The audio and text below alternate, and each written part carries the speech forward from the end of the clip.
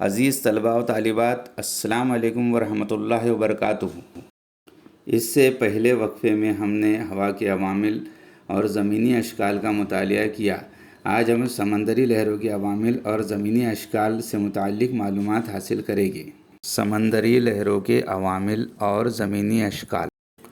سمندری ساحلی علاقوں میں سمندری لہریں عریہ کاری، بہاؤ اور اجتماع کاری کے عوامل انجام دیتی ہیں۔ ہوا اور مد و جزر کی وجہ سے سمندری پانی میں ہلچل ہوتی ہے۔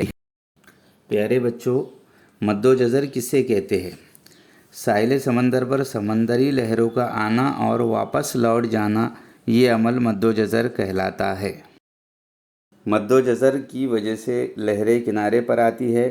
ساحلی چٹانوں کے علاقے میں ان لہروں کی ضرب کی وجہ سے عریہ کاری ہوتی ہے۔ ریتیلے ساحل کے کھلے علاقوں میں لہروں کے ذریعے اجتماع کاری کی جاتی ہے۔ سمندری لہروں کی عریہ کاری کی وجہ سے ساحلی چبوترا،